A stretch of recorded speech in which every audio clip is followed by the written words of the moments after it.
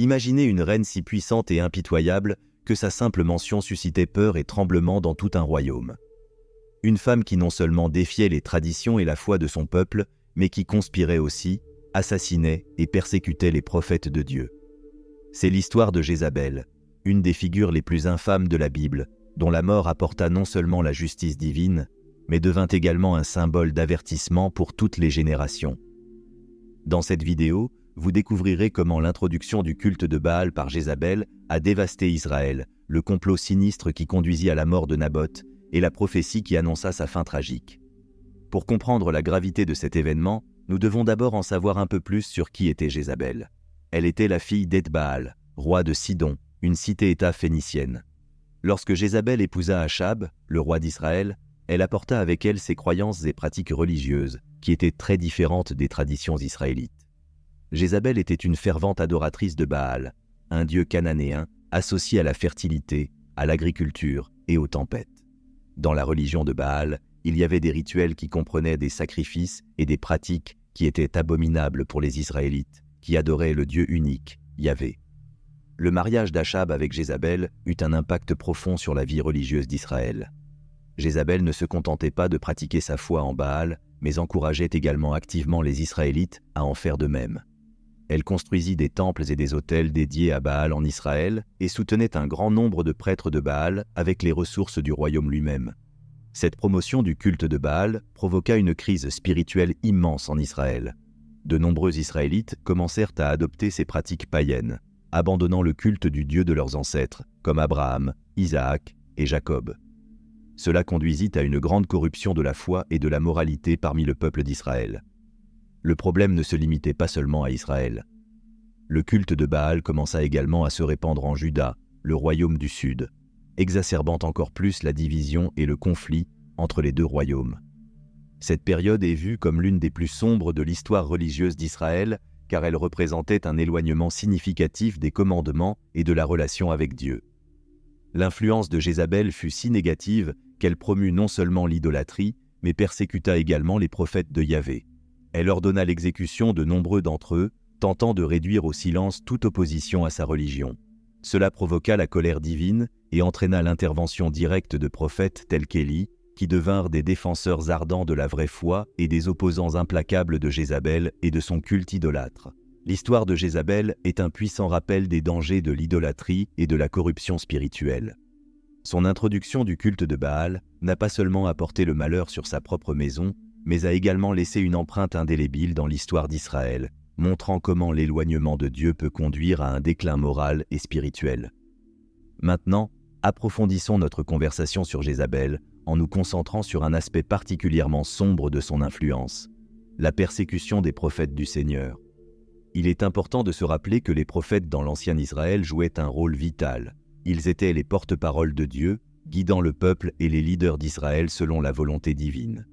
Les prophètes appelaient le peuple au repentir, mettaient en garde contre l'idolâtrie et l'injustice et encourageaient la fidélité au Dieu d'Israël. Cependant, lorsque Jézabel devint reine, elle vit ses prophètes comme une menace pour son pouvoir et la promotion du culte de Baal. Pour consolider son contrôle et répandre l'adoration de Baal, Jézabel commença une campagne brutale contre les prophètes de Yahvé. Elle ordonna la capture et l'exécution de nombreux de ces hommes saints dans le but d'éliminer toute opposition à son agenda religieux. Cette persécution fut particulièrement terrible pour plusieurs raisons. En persécutant les prophètes, Jézabel tentait essentiellement de faire taire la voix de Dieu dans la nation. Sans les prophètes, le peuple d'Israël perdrait ses directives divines et sa connexion spirituelle directe avec Dieu. En éliminant les prophètes de Yahvé, Jézabel facilitait l'adoption du culte de Baal. Sans les prophètes pour avertir contre l'idolâtrie, le peuple était plus facilement séduit par les pratiques païennes. La violence de Jézabel créa un climat de peur et d'intimidation. Ceux qui restaient fidèles à Yahvé vivaient dans une peur constante de persécution et de mort. Cela conduisit beaucoup à cacher leur foi ou à la pratiquer en secret. Malgré le danger, certains prophètes, comme Élie, continuèrent de défier Jézabel et de dénoncer ses actions malveillantes. Élie, en particulier, eut des confrontations directes avec Jézabel et ses adeptes, ce qui montre l'incroyable courage et la fidélité des véritables prophètes de Dieu. Un épisode marquant de cette persécution est lorsque Élie a défié les prophètes de Baal sur le mont Carmel.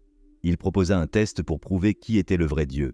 Malgré les efforts désespérés des prophètes de Baal, ce fut le Dieu d'Israël qui répondit par le feu du ciel, démontrant sa suprématie et exposant la futilité du culte de Baal. Cet événement fut un coup significatif contre Jézabel, mais la persécution ne s'arrêta pas là. Même après cette démonstration de puissance divine, Jézabel jura de tuer Élie, le forçant à fuir pour sauver sa vie. Cela montre à quel point elle était implacable et déterminée dans sa campagne contre les prophètes de Dieu. L'histoire de Jézabel et sa persécution des prophètes sert de puissant avertissement sur les dangers de s'opposer à Dieu et de tenter de faire taire sa voix. Malgré les tentatives de Jézabel, la parole de Dieu est restée vivante et continue de nous enseigner et de nous guider jusqu'à aujourd'hui. J'espère que cette explication vous a aidé à mieux comprendre la gravité de la persécution des prophètes par Jézabel et les conséquences pour la nation d'Israël. Maintenant, explorons une autre des actions infâmes de Jézabel, le meurtre de Naboth. Cet épisode révèle non seulement la cruauté et la ruse de Jézabel, mais souligne également l'injustice qui peut survenir lorsque le pouvoir est abusé. Naboth était un homme simple qui possédait une vigne à Jezréel, près du palais du roi Achab. Désirant agrandir son jardin, Achab proposa à Naboth un échange équitable ou même un achat en argent. Cependant, Naboth refusa, car la vigne était un héritage de ses ancêtres et la loi d'Israël valorisait profondément l'héritage familial, interdisant sa vente. Frustré et abattu par le refus, Achab retourna au palais et refusa de manger, montrant son mécontentement. Lorsque Jézabel apprit la situation, elle décida de résoudre le problème de manière drastique et cruelle. Déterminée à obtenir la vigne pour son mari, Jézabel concocta un plan sinistre. Elle écrivit des lettres au nom du roi, les scellant avec le sceau royal pour donner de l'authenticité, et envoya ces lettres aux anciens et nobles de la ville de Naboth. Dans les lettres, Jézabel instruisait ses autorités de proclamer un jeûne et de placer Naboth en position de prominence parmi le peuple. Pendant cette assemblée, 2 hommes malhonnêtes furent instruits d'accuser faussement Naboth de blasphème contre Dieu et contre le roi. Selon la loi, cette accusation serait punie de mort par lapidation. Les anciens et nobles, craignant le pouvoir de Jézabel, obéirent à ses ordres. Naboth fut faussement accusé, jugé et condamné à mort. Il fut emmené hors de la ville et lapidé à mort. Après l'exécution, Jézabel informa Achab qu'il pouvait désormais prendre possession de la vigne de Naboth, ce qu'il fit promptement. Cet acte de Jézabel ne fut pas seulement un crime contre Naboth, mais aussi une grave injustice qui viola les lois de Dieu et d'Israël. La conspiration impliquait fausseté, abus de pouvoir et un total mépris pour la vie et les droits de Naboth. Le meurtre de Naboth a souligné l'étendue de la méchanceté de Jézabel et la corruption qu'elle a apportée à Israël. La réponse divine à cet acte fut rapide et sévère. Le prophète Élie fut envoyé par Dieu pour confronter Achab alors qu'il inspectait la vigne volée. Élie déclara la sentence de Dieu. De même que les chiens avaient léché le sang de Naboth, ils lécheraient le sang d'Achab au même endroit. De plus, Élie prophétisa que toute la maison d'Achab serait détruite et que Jézabel rencontrerait une fin terrible. Le meurtre de Naboth est une histoire puissante sur l'abus de pouvoir, l'injustice et la rétribution divine inévitable. À travers cette narration, nous apprenons l'importance de la justice, de l'honnêteté et du respect des commandements de Dieu. Cette histoire nous montre également que, bien que le mal puisse sembler triompher temporairement, la justice de Dieu prévaut toujours. Continuons notre discussion sur Jézabel en nous concentrant maintenant sur la prophétie d'Élie, qui fut une réponse directe au terrible assassinat de Naboth. Pour comprendre l'importance de cette prophétie, nous devons nous souvenir de qui était Élie. Élie était l'un des plus importants prophètes d'Israël, connu pour son courage et sa fidélité à Dieu en des temps de grande apostasie et de corruption. Il confrontait fréquemment les rois et les dirigeants qui s'écartaient des voies de Dieu, et sa mission était de ramener Israël à la vraie adoration. Après l'assassinat de Naboth, Dieu envoya Élie pour confronter Achab et Jézabel. Imaginez la scène. Achab, pensant avoir résolu ses problèmes en prenant la vigne de Naboth, fut surpris par l'arrivée du prophète. Élie, avec l'autorité divine, prononça l'une des prophéties les plus sévères et condamnatoires de l'Ancien Testament. Élie dit à Achab que, de même que les chiens avaient léché le sang de Naboth, ils lécheraient également son sang au même endroit. Il déclara que Dieu apporterait le malheur sur la maison d'Achab, éliminant tous ses descendants mâles. La prophétie était claire, la famille d'Achab ferait face à une destruction totale en raison de ses péchés, en particulier le versement de sang innocent et la promotion de l'idolâtrie. Mais la prophétie ne s'arrêta pas là. Élie annonça également le destin de Jézabel. Il prévit que Jézabel rencontrerait une fin horrible et humiliante. Elle serait dévorée par des chiens dans les limites de Jezréel, le même lieu où Naboth avait été injustement tué. Cette image est puissante et chargée de symbolisme. Dans la culture ancienne, ne pas avoir un enterrement convenable était considéré comme l'une des pires disgrâces. Être dévoré par des chiens était un signe de déshonneur complet et de mépris. La prophétie d'Élie a servi comme un avertissement solennel que Dieu ne tolère pas l'injustice, l'idolâtrie et l'oppression. Le jugement prononcé par Élie a montré que Dieu voit tous les actes, même les plus cachés, et qu'il exige la justice pour les opprimés. Le message était clair. Personne, pas même un roi, n'est au-dessus de la loi divine. La prophétie a également apporté un message d'espoir pour le peuple d'Israël. Bien qu'ils fussent sous le règne de dirigeants corrompus, Dieu n'avait pas abandonné son peuple. L'intervention d'Élie fut une démonstration de l'engagement de Dieu à corriger ce qui était erroné et à restaurer la justice. Et en effet, les paroles d'Élie se sont réalisées de manière impressionnante. Plus tard, comme enregistré dans les Écritures, Jézabel rencontra sa fin exactement comme Élie l'avait prédit. Elle fut jetée d'une fenêtre par ses propres serviteurs, et son corps fut dévoré par des chiens, ne laissant que son crâne, ses mains et ses pieds. Achab rencontra également une fin tragique, mourant au combat, et les chiens léchèrent son sang, accomplissant la prophétie d'Élie. Maintenant parlons de Jéhu, un personnage crucial dans l'histoire de l'exécution du jugement divin sur la maison d'Achab et de Jézabel. Jéhu fut désigné par Dieu pour apporter la justice et accomplir les prophéties prononcées par Élie. Jéhu était un commandant militaire en Israël, connu pour son courage et son habileté. Dieu choisit Jéhu pour être l'instrument de son jugement. Et cette mission commença lorsque le prophète Élisée, successeur d'Élie, envoya un messager pour oindre Jéhu comme roi d'Israël. En étant oint, Jéhu reçut l'ordre divin de détruire la maison d'Achab et d'éradiquer l'idolâtrie d'Israël. La première action de Jéhu après avoir été oint fut de confronter Joram, fils d'Achab et de Jézabel, qui régnait sur Israël.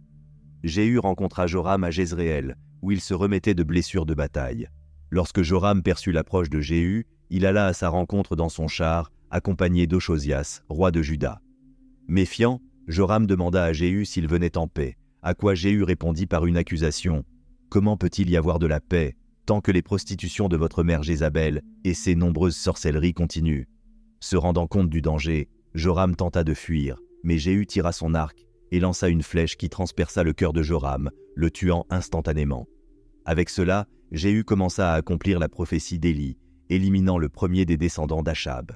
Après avoir tué Joram, Jéhu tourna son attention vers Jézabel. Elle était à Jezréel, et à l'annonce de l'arrivée de Jéhu, elle ne se cacha pas. Au contraire, elle s'orna, se maquilla les yeux et se posta à une fenêtre, défiant Jéhu et tentant de l'intimider. Son attitude altière et provocatrice montrait qu'elle ne craignait pas le jugement divin qui était sur le point de s'abattre sur elle. Lorsque Jéhu arriva à Jezréel, il leva les yeux et vit Jézabel à la fenêtre. Il ne se laissa pas intimider par sa présence imposante et demanda plutôt qui était à ses côtés. Quelques eunuques qui servaient Jézabel répondirent à l'appel de Jéhu. Il ordonna de jeter Jézabel par la fenêtre et ils obéirent. Jézabel tomba au sol et son sang gicla sur les murs et les chevaux, et Jéhu la piétina. Plus tard, lorsque Jéhu ordonna qu'elle soit enterrée, les serviteurs ne trouvèrent que son crâne, ses mains et ses pieds, car les chiens avaient dévoré le reste de son corps, accomplissant ainsi de manière impressionnante la prophétie d'Élie. L'intervention de Jéhu fut un acte décisif et violent de justice divine. Il élimina non seulement Jézabel et Joram, mais continua également à purger Israël des adeptes de Baal, détruisant les temples et tuant les prêtres idolâtres. La mission de Jéhu fut accomplie avec zèle et détermination, éradiquant la corruption et l'idolâtrie qui avaient été introduites par Jézabel et Achab. Cette histoire nous montre comment Dieu peut utiliser des individus courageux pour exécuter son jugement et restaurer la justice. Jéhu fut un instrument dans les mains de Dieu pour accomplir la prophétie et apporter la purification nécessaire à Israël. Le message ici est clair. La justice divine peut tarder, mais elle viendra sûrement, et ceux qui promeuvent la méchanceté et l'idolâtrie affronteront les conséquences de leurs actes. Lorsque nous parlons de Jézabel, nous traitons avec l'une des figures les plus notoires de la Bible. Sa mort est un exemple puissant de la justice divine, qui se réalise de manière précise et souvent dramatique. Après la mort de Joram, fils de Jézabel, aux mains de Jéhu, ce dernier se dirigea vers Jezréel, déterminé à confronter Jézabel. Jézabel, sachant que Jéhu approchait, ne tenta pas de fuir ou de se cacher. Au lieu de cela, elle s'orna, peignit ses yeux et se posta à une fenêtre, dans une tentative de défier Jéhu de manière provocatrice et peut-être même de le séduire ou de l'intimider. Son attitude montrait que, même face au jugement imminent, elle restait fière et défiante. Lorsque Jéhu arriva à Jezréel, il leva les yeux et vit Jézabel à la fenêtre. Sans se laisser intimider, il demanda à haute voix « Qui est de mon côté ?»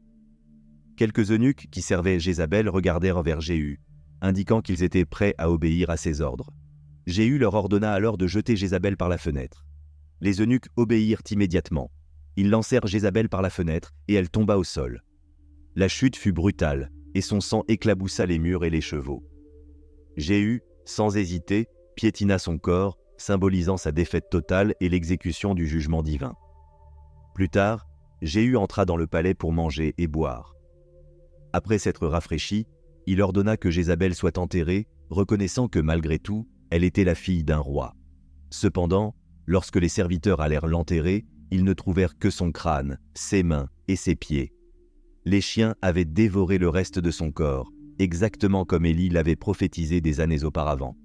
Cette mort horrible et déshonorante fut un signe clair que la justice divine avait été accomplie.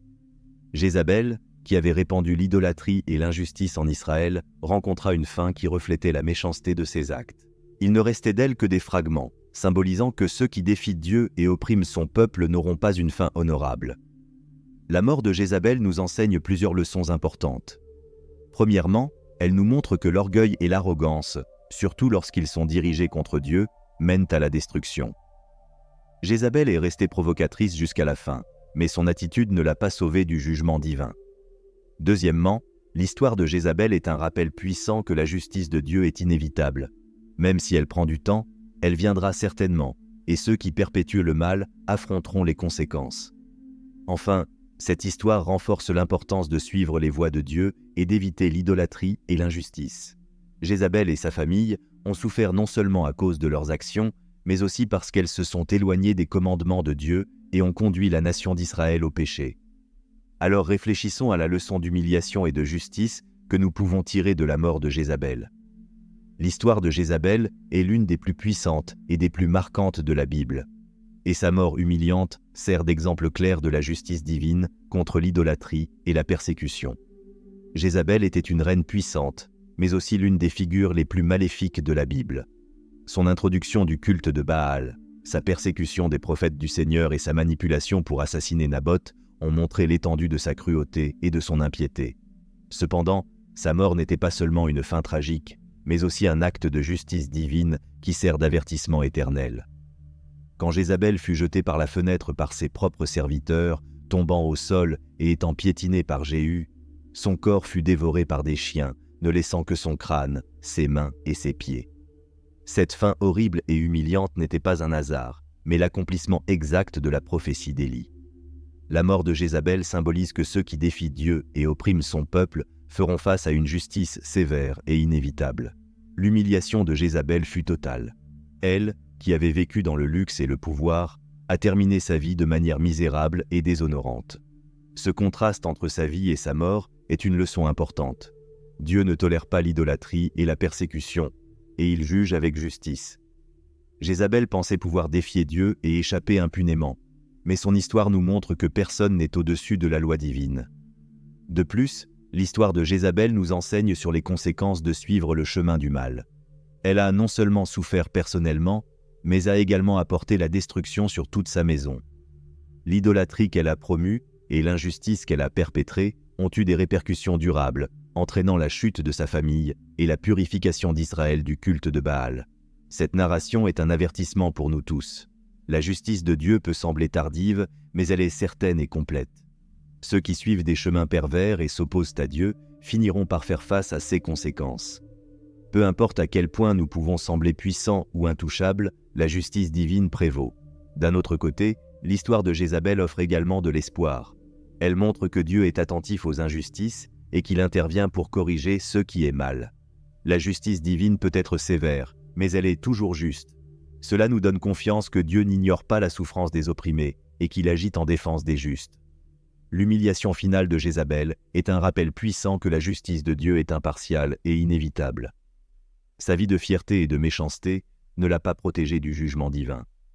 Cela nous enseigne l'importance de vivre une vie d'intégrité et de fidélité à Dieu, en évitant l'idolâtrie et l'injustice. L'histoire de Jézabel nous met au défi d'examiner nos propres vies. Vivons-nous conformément aux commandements de Dieu? Traitons-nous les autres avec justice et compassion?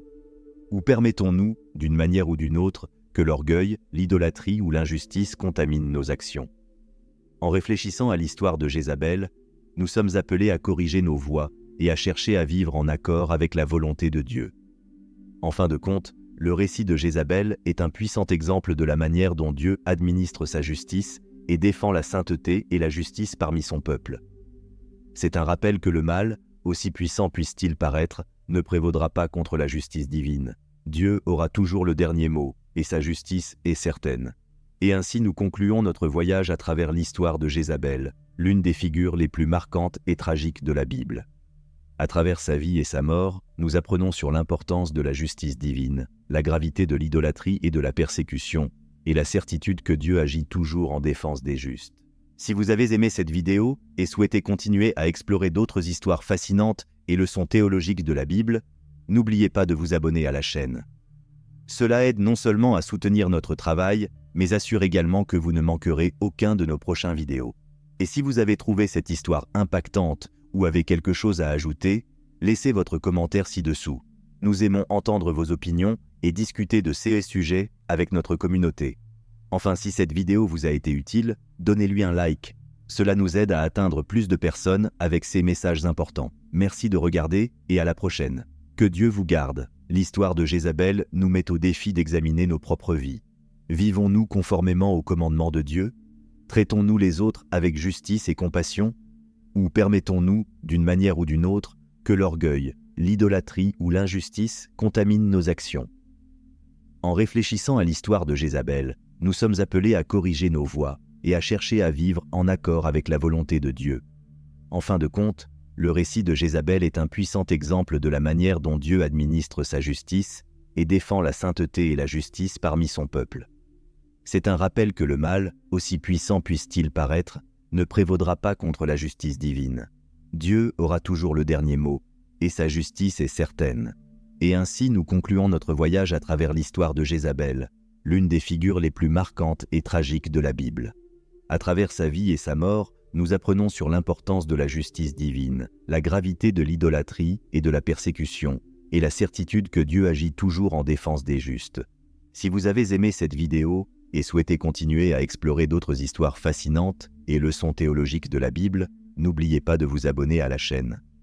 Cela aide non seulement à soutenir notre travail, mais assure également que vous ne manquerez aucun de nos prochains vidéos. Et si vous avez trouvé cette histoire impactante ou avez quelque chose à ajouter, laissez votre commentaire ci-dessous. Nous aimons entendre vos opinions et discuter de ces sujets avec notre communauté. Enfin, si cette vidéo vous a été utile, donnez-lui un like. Cela nous aide à atteindre plus de personnes avec ces messages importants. Merci de regarder et à la prochaine. Que Dieu vous garde.